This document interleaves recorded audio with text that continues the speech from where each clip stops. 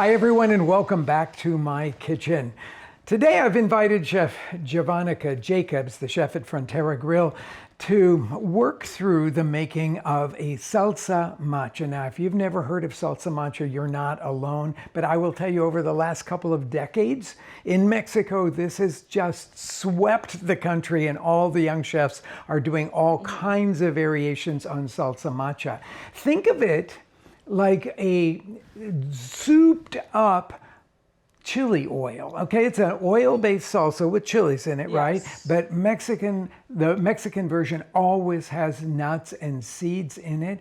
And this version that I've asked Jovanika to work with us on is one of her favorite, and it also includes some dried fruit. We're going to use some dried cranberries in this particular one. So it starts, as I said, an oil-based salsa. Oil-based salsa. What do you prefer for the oil for this? For this one, I always prefer olive oil for this. Okay, but you could do it with vegetable oil, rice bran oil, avocado oil if you're trying to be more healthier. Right, okay. So the first thing that we're going to do is take a whole handful of garlic here. The garlic is really essential in this, but it's not raw garlic. It is going to be cooked garlic. So we're actually kind of cooking it confit style here. Yeah. I've got this over a pretty low heat, and we want to see just little gentle bubbles coming up here. Mm-hmm. And we're going to let that go until it starts to brown. But in the meantime, Jovanika, talk to us about what the chilies are that you've chosen for this particular recipe. Of course. So we've chosen 3 chilies for this recipe. I'll start with the cascabel. The cascabel chili adds like this nuttiness to it, and it's shaped like a bell. This one is chili guajillo. It has a cranberry color to it. And then this one is the chili arbos. These ones are going to add the spice to it. So yeah, and in Mexico, a lot of times this salsa macha, which translates as sort of this really robust salsa, can be entirely made out of the arbol chilies, which makes it really, really spicy. You might like that, and you could go with that. You can play around with different kinds of chiles. I like to put some guajillo in there because, well, it adds beautiful chili flavor without really adding hardly any kind of heat to it. So why don't you clean the cascabels, and I'll do these guajillos. Of course, the standard way of working with these is just to tear them open and shake the seeds out of them.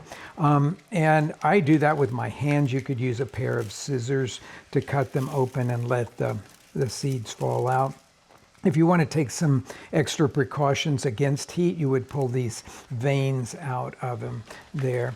And then we're going to need to chop all this stuff up, including those arbol chilies, just to make sure that when we put this in the blender to make that texture of that like chili oil texture, that we actually have a very even blend to it.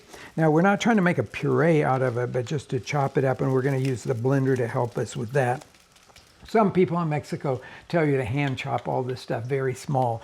I think it's kind of a waste of time, and you'll see what happens when we use the blender to do most of this work for us. Okay, so thank you for working with me on that last one. Just irregular pieces, but about 1 inch across or so is what I'm looking for here. And we'll just let these guys sit to the side here because we're going to add them in a minute. I'm keeping an eye on the garlic that's over here, and it's doing really well. Just a very, very gentle bubbling around it. It should take around 10 minutes or so for it. Now, this is quite a few arbol chilies for people that don't like much spice. But again, I will say this is very characteristic of this particular salsa macha.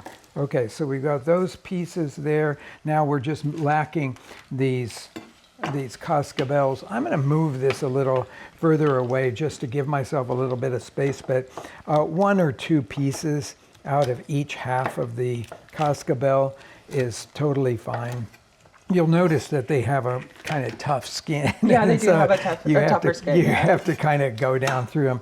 But this is one of my favorite chiles. If you haven't worked with it before, as Chef Javonica says, it has a nutty flavor that no other chili really has. Okay, so we've got that done.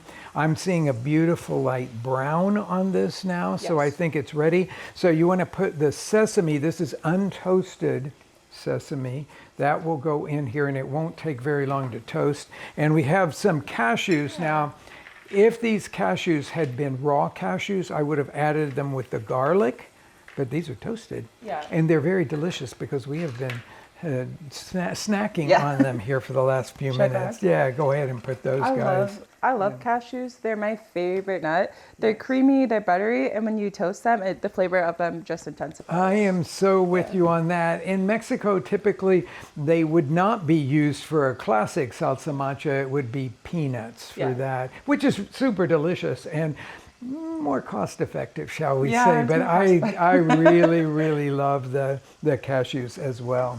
Okay, so now we're starting to see a little toast on the sesame, and I always just use my olfactory senses here to see that it's going. They're not quite toasted enough, so we're going to wait for another minute for them to get that golden color. I'm gonna go ahead and put these chilies in there. That's right. Okay, the sesame is just starting to color a tiny bit, so we'll put the chilies all in there. And now I'm just going to stir these around because I want to make sure that we have submerged the chilies so that they'll toast evenly. Again, use your nose. When you smell toasted chilies, they are ready. That shouldn't take more than a minute or two. Yeah, it goes really quickly, so you don't want to burn your chilies. Burnt chilies really give an Bitter. awful bitter flavor to your salsa macha.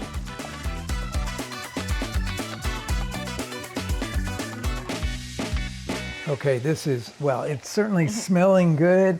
Oh, I just love that aroma of those toasted chilies. And I love the smell of the roasted garlic. Yep, it's beautiful. Okay, so now we have to put in, this is our touch to this classic salsa macha, and that is some cranberries that are going to go in. At the same time, I put in a quarter of a cup of water. That's what you're hearing in there. And then, can you hand me that back? Because I'm going to do 2 tablespoons of vinegar to go in this. By the way, this salsa can be kept in your refrigerator for months. So now a little bit of that balsamic vinegar went in there.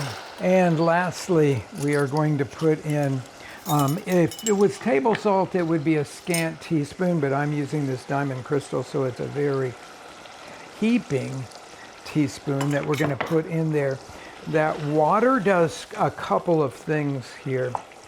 It will help to rehydrate the chilies just a little bit, as well as those dried cranberries, and it will help to dissolve the salt in it. Now, I'm going to ask you to pour it into the blender jar there. All right. Okay, secure it and put the top on.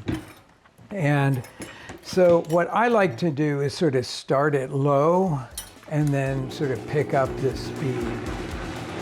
You have to be very careful you don't overblend this. Okay, let's just look at where we are. It looks to me from the side anyway that we may be where we want to be. Okay, this makes me happy. Yeah, that looks okay, great. You see that consistency there? All the nuts are chopped kind of uniformly here. The cranberries and the chilies have been chopped up nicely. There's a couple of big pieces of chili in there, but not too many at all. I'd rather have it a little coarser than to have it very smooth. And you notice that Javonica was doing this on a sort of medium speed. You don't want to put your blender on high speed. Now, we put this in here warm. My suggestion to you always is that you cool it off and then blend it when it is at room temperature.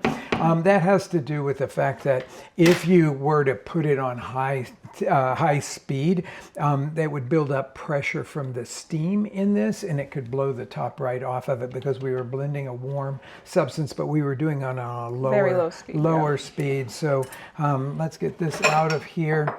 And you can imagine that salsa macha is something, go ahead and pour it out all in there so everybody can see what it looks like. An oil-based salsa that has lots and lots of possibilities. Now, I have shown you in a couple of other videos some things that you could do, simple things you could do with salsa macha. But what I'm going to show you in the next video with Chef Jovanika is 2 more simple dishes that you are definitely going to want to do. So join us for that.